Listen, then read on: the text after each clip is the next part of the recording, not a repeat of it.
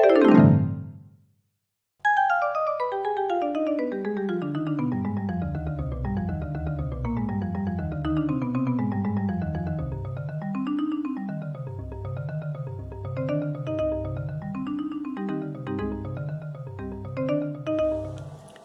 Internet, Zach here, and welcome to my new series, Make Things. This series where I make things. The reason I'm starting a new series is to have a home for the footage I had to leave out of my chlorine video, where I made these liquid traps, these carbon electrodes, this scrubber bottle, and I wanted to put it in the chlorine video, but I didn't want the video to drag on for like 35 minutes. I thought people might get bored. So I have a new series for that. And also a new series for things like this. That's going to be a bicycle taillight, believe it or not. I mean, it's not going to blink that way when it's doing its taillight thing, but that's just a light test running on it right now, making sure all the LEDs work, all the circuitry works, etc. That's going to be in an upcoming episode. And don't worry about collecting the elements. I will still be collecting elements. I'll also be making things. And on weeks that I can't collect an element either due to time constraints or, much more likely, budget constraints, I can still put up a video where I make something. So hopefully that'll still be fun for everybody, because collecting the elements is kind of a niche series. It has a small target audience. Make things might appeal to a bigger audience. Maybe, maybe not. We'll see. Anyway, on to the making. Here I'm going to take these carbon rods that I salvaged from batteries in a previous episode, and I'm going to make some electrolysis electrodes out of them. So I have some speaker wire, which is just some nice stranded copper wire, that I'm going to wrap around the top of the electrode.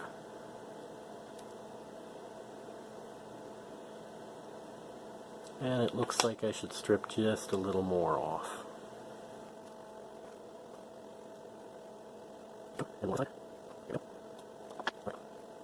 Wrap the wire around the carbon rod like that.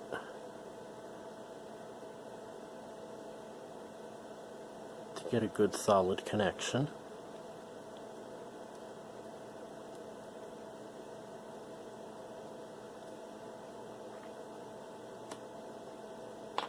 I'm going to do the same with the other rod. Yes, this iron has been through the mill.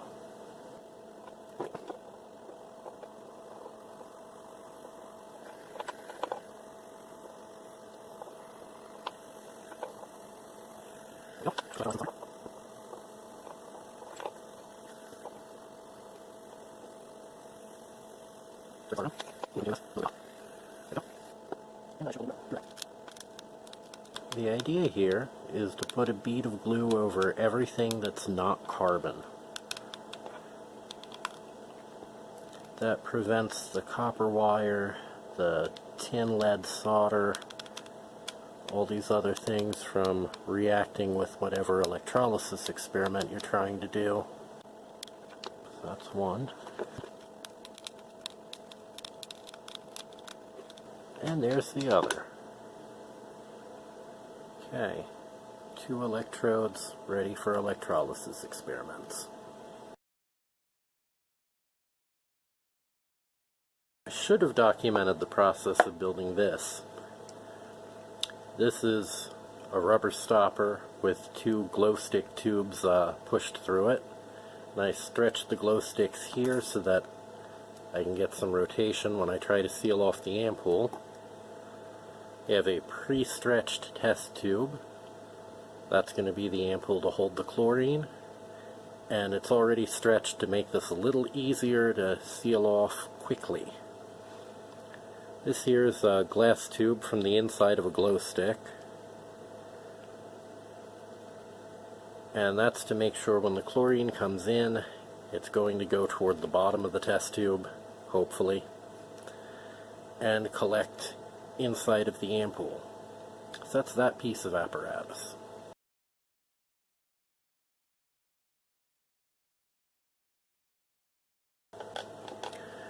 Now I'm going to build 2 traps to make sure if something goes wrong I can hopefully keep liquids from getting into the ampoule. So these are 2 glow sticks I've already taken apart.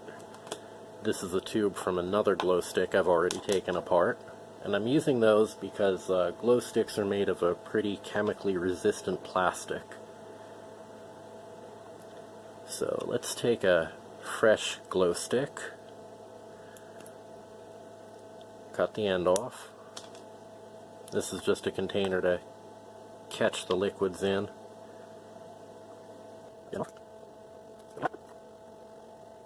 This is a glass tube from another glow stick I took apart earlier.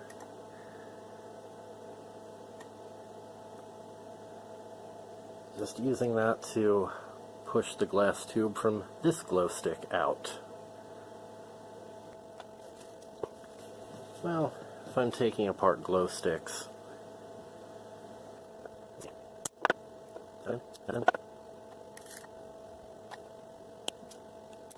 crap, I broke it. Oh well.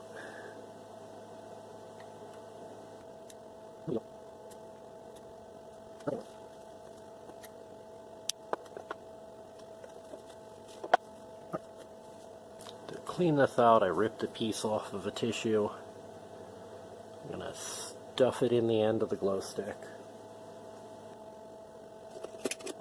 And I'm going to use some of the steel cable to push it through.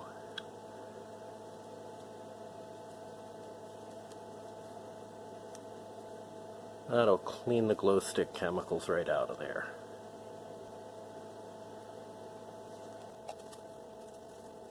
Repeat the process with the other glow stick. Alright, 2 cleaned out glow stick tubes.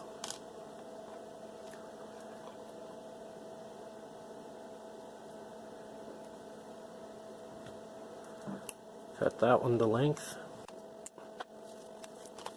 Okay, I'll show you what these are for. This tube goes down to the bottom. No, the camera's not really going to show that, is it? And this one goes in just a little. And the idea is, if any liquid tries to get pulled through, it'll get stuck in this tube here.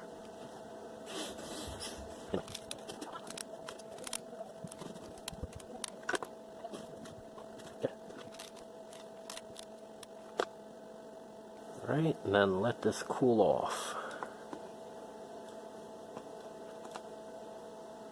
Start the next one.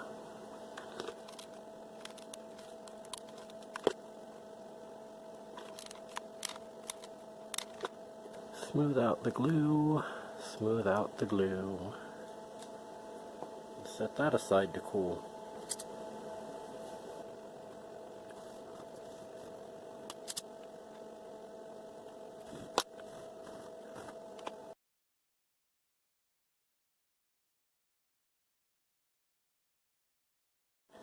Okay, for the final stage chlorine catcher, I'm going to use this recycled bottle here. And I have some pieces of glow stick to use as plumbing. So I'm just going to drill some holes in the lid.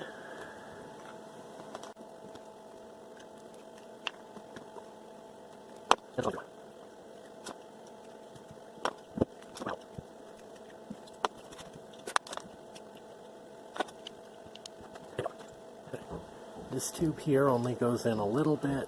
This serves as a pressure release.